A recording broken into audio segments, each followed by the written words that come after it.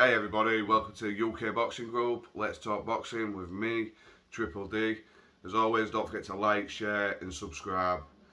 Well, I'm a bit late to the party, but we have finally got a date for the heavyweight clash for Undisputed, Tyson Fury, Alexander Usyk, 17th of February, and I'm delighted with it. You know, I'm over the moon. I cannot wait for this fight. It's a fight we've all wanted to see, and it's finally we've got our date. We knew the fight was signed. Was just waiting on that outcome, getting the dates, and it's penciled in for 17th of February, which is not too far away, and we can all start getting excited and looking forward to it.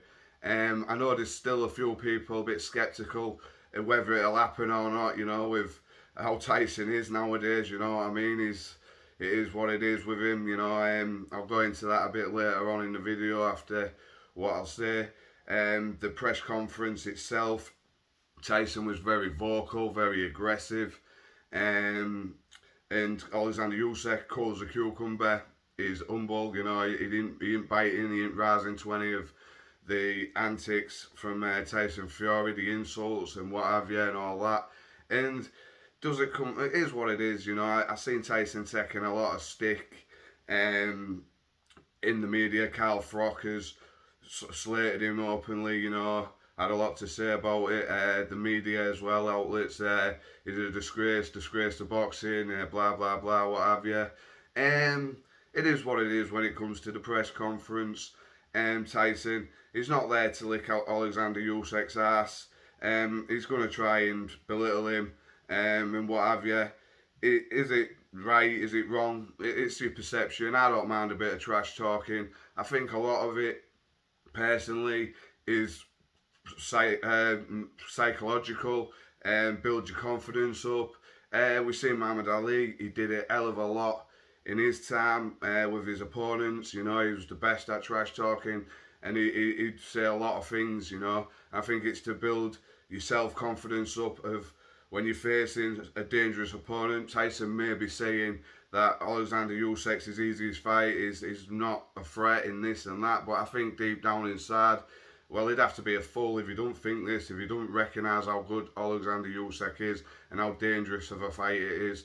And I think deep down he'll know that. So the mind games he's trying to play, the trash talking, the belittling of Alexander Usyk is just part of his psychology to try and maybe boost his confidence and try to get in Alexander Usyk's head, which he's failing to do because Alexander Usyk, as I say, is calm, cool, collective, cool as a cucumber. He's not rising to it, and maybe that's rattling Tyson Fury a little bit, getting to him, because he's one of them, and Tyson, we all know him in the past. He likes to get into his opponent's head, he likes to play the mind games, and he's struggling to get a rise out of Alexander Usyk. But like I say, that's the press conference, that's my take from that. All in all, I'm just looking forward to the fight. That's where we're going to find out in the ring. All the talking and what have you is what it is. It helps build the fight, of course, but the real fight takes place in the ring, and the training camp's what they're both going to go through. The hard work's done in the training camp, and the fight's going to happen in the ring. It's not happening at the press conference, so it is what it is when it comes to that. Like I say, most importantly, I'm just over the moon that we've finally got the date for the fight. 17th of February. It's not too far away. We can all get our teeth stuck into it now and look forward to it. As I say, there's still people out there not 100% convinced the fight will still happen, and it is what it's. Like I said, I think there's too much money in it for it not to happen, for either fighter to walk away, and the contracts are the contracts, and maybe the Saudis, you know, legal reasons and what have you. So I do believe the fight will take place. Fingers crossed, I'm hoping. So I'm going to stay optimistic and positive and take that stance. On to Tyson Fury. People who know me know I'm a big admirer of Tyson Fury. I've been a huge fan. But little by little, it's decreasing.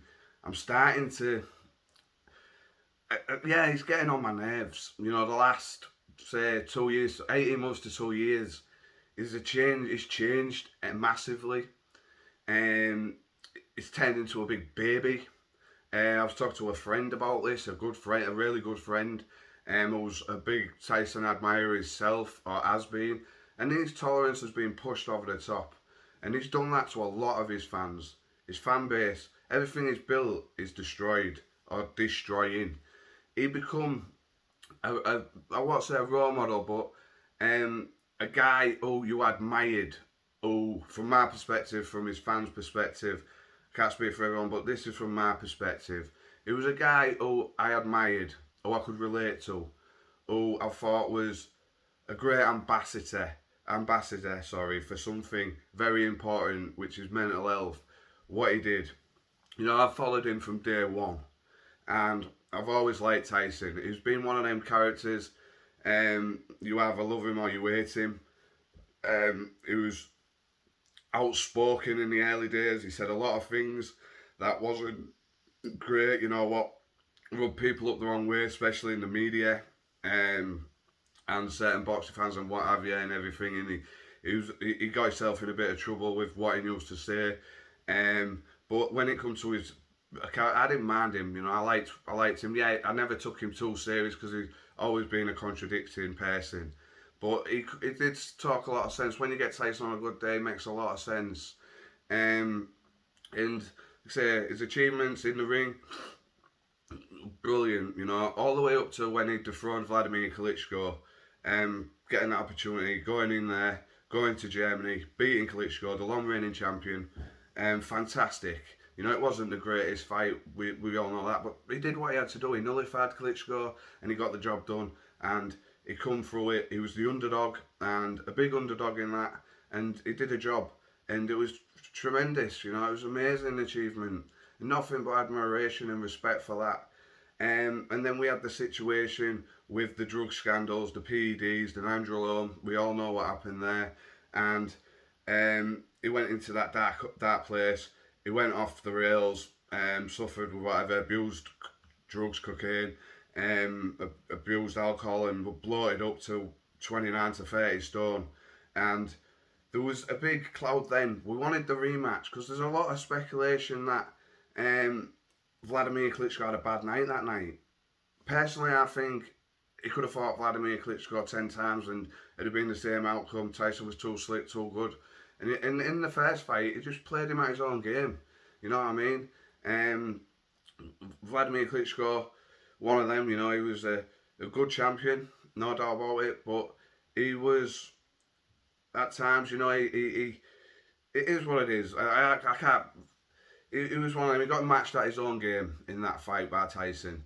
But my point is, people wanted to see the rematch because they believe Vladimir Klitschko had an off night, and we never got to see that because of Tyson's demise, because of what happened.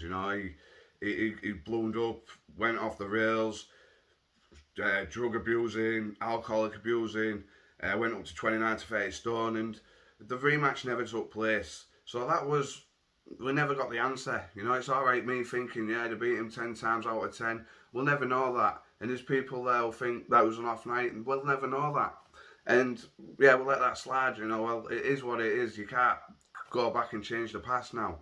But he come back from where he was, in a dark place, and from abusing drugs, from abusing alcohol, from abusing his body, in the size of him. You never thought Tyson would get back. There was a time when you seen him, you just thought, nah, the guy's done, he's finished. And he come back through all that adversity. He got back in the ring. He come back. Yeah, the opponent was shocking, Safari, but it is what it is. The achievement alone to get back in the ring after all that, the stance he made, the awareness he made of mental health, and he went on Binyat, and then he went on to fight Deontay Wilder. This is where it all took off. And you thought, yeah, like, don't get me wrong, Wilder, fundamentally he's not the greatest. He's definitely not the greatest. He's got a lot of holes in his game, massively. But he's one dangerous fighter. One dangerous fighter with the power he's got. It is unreal. You can hate him and slate him and what have you, and I do not like Deontay Wilder. I've never liked the bloke. But I will give him his recognition. He is a dangerous MF. You know what I mean? And at that time, I just didn't think Tyson was 100% wasn't ready.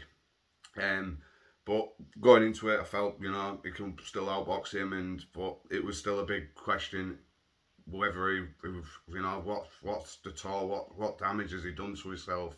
Has he still got enough?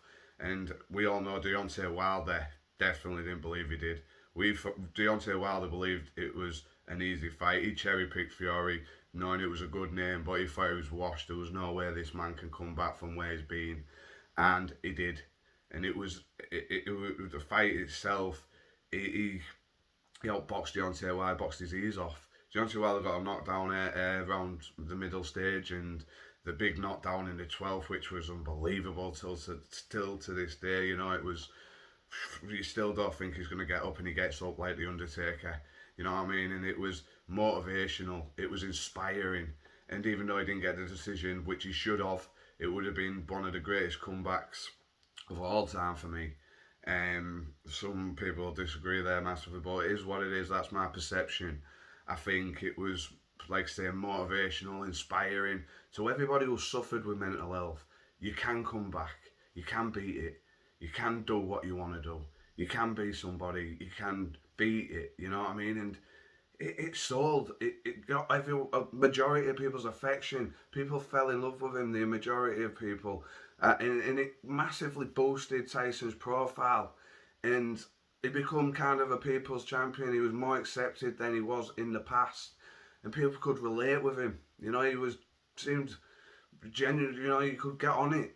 People bought into it, and rightly so. It was a brilliant story. It was motivating, inspiring, fantastic. But from there, he did what he did. He went into the rematch, and that was one of the most satisfying nights in my time. I just loved it, the way he destroyed Deontay Wilder, shut him up, shut his fans up, because it was delusional. They talked so much shit, and he ended all that night. He put it to bed, and he did it in tremendous fashion, in a style that people didn't believe he could do it, and it was an amazing thing. And I've missed out a few fights, like the in-between fights, the Swartz and the Wallen and what have you, but these are the main fights. The way that fight with Wilder #2 was satisfying, and it was on top of the world. Everyone adored him. Not everyone, but the majority of people. There was still had his people who didn't believe in him, but the majority of people could respect what he was doing and put respect on Tyson's name.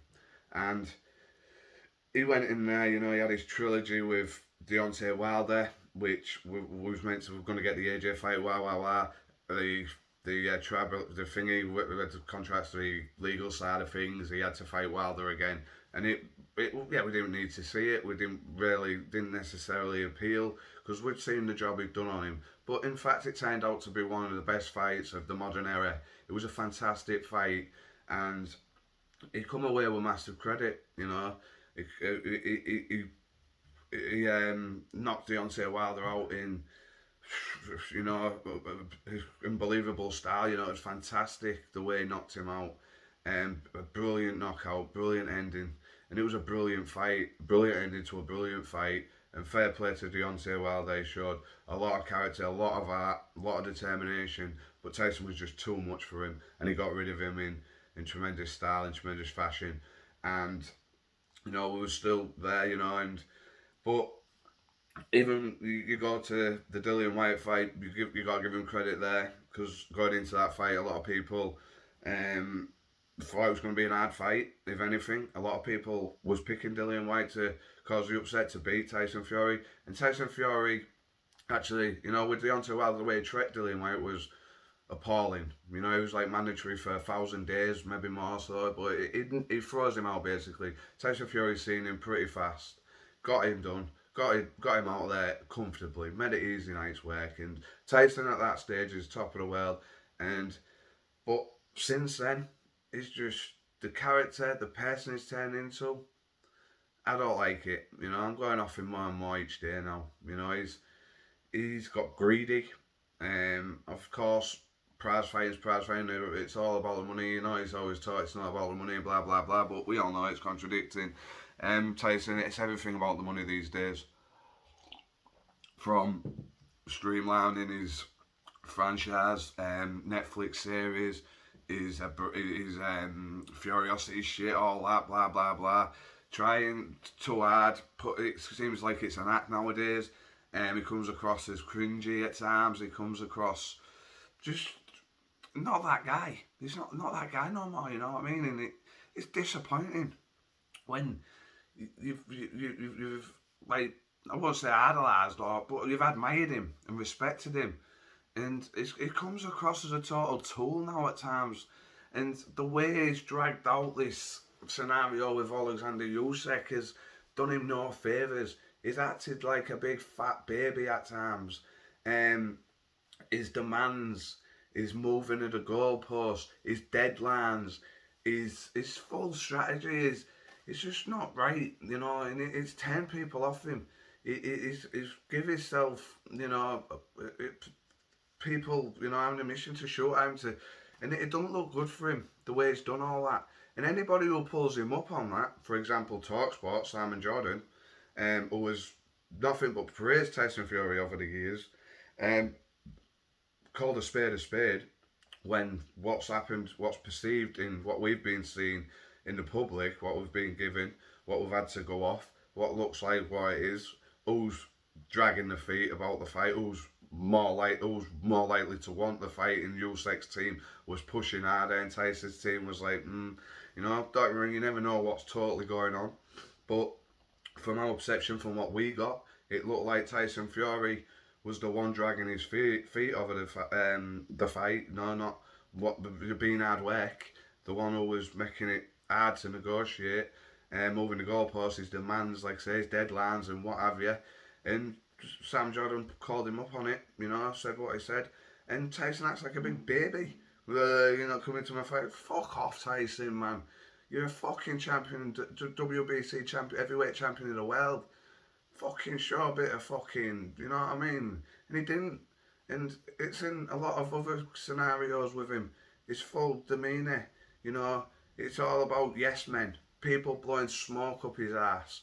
And that circus we got last month against Ngannou, it totally fucked him up. You know what I mean? It was a bit of karma, really. You know, slap in the face. Like I said in previous videos, yeah, he probably underestimated him massively. He's gone in there for the money, we all know that. But he got humbled. But I thought he would get humbled. He hasn't been humbled. He's come back.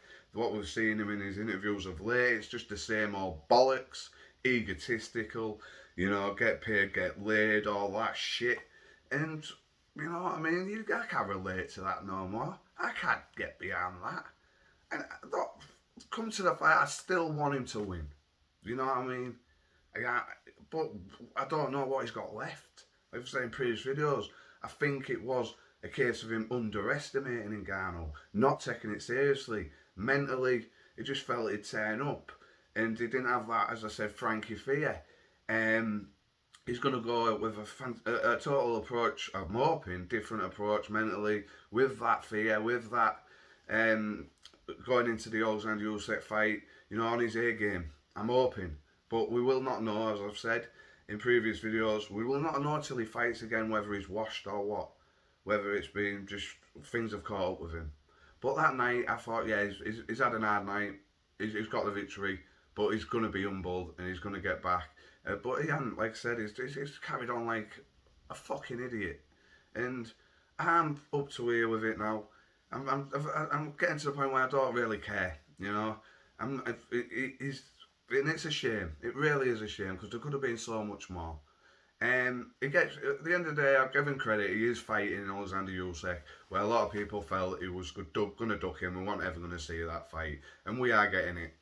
But it's only to the fact because it's a shitload of money probably, and the offer's so good to turn down, and whatever. Yeah, we could have maybe had that fight earlier, but it hasn't passed its sell-by date, and we're still getting a good fight. And so credit there to him. You know what I mean? I don't care about what he's making, whatever, yeah, it is what it is. They're in it to make the money, but don't talk the shit what he talks. That's what I'm getting at. But the fact is, he is making the fight where a lot of people felt he wasn't ever going to take this fight. So, yeah, respect there, credit there.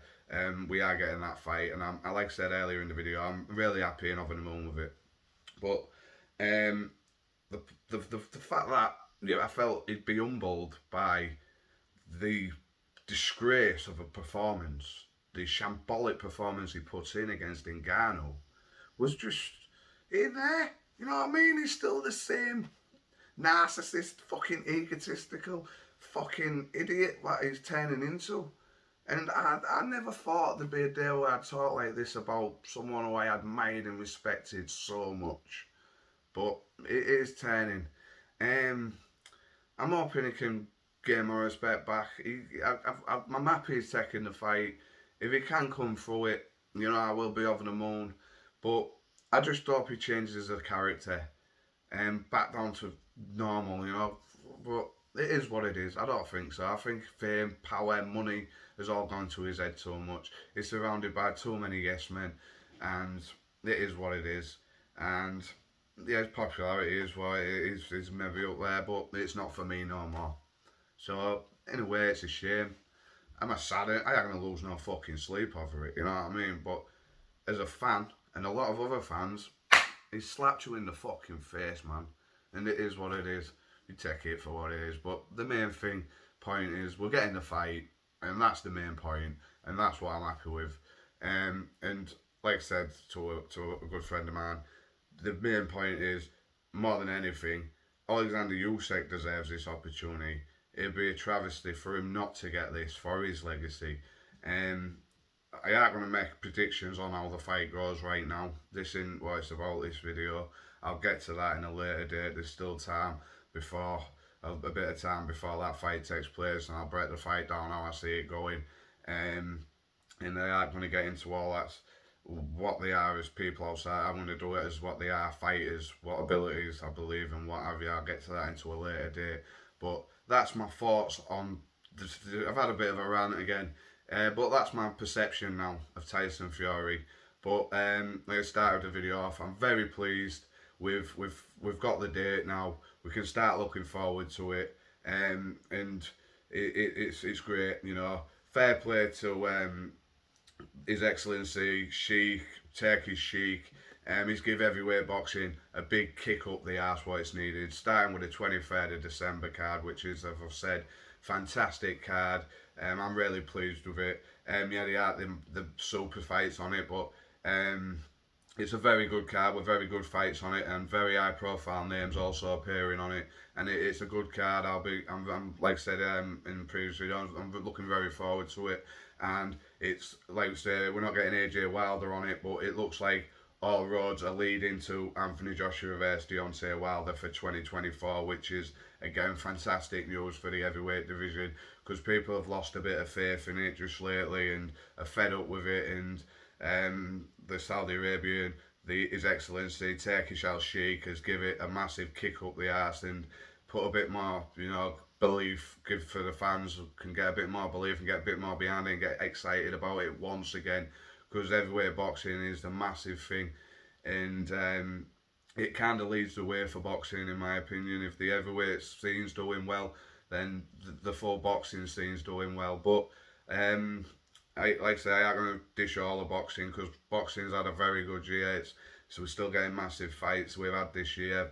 I like being Spence Bud and so on. We've had other great fights, and it has been the case in the lower divisions for a while. We have had great fights, but in the heavyweight division, it went a bit stale, it went a bit sour, and a lot of fans, boxing fans, and people in general just had enough of it. You know, I was fed up with the bullshit. But as I said, fair play to His Excellency Turkish Al Sheikh. He's given it a massive kick up the arse and put the fire back into it, and the interest will come with that. So that's my take and thoughts, guys.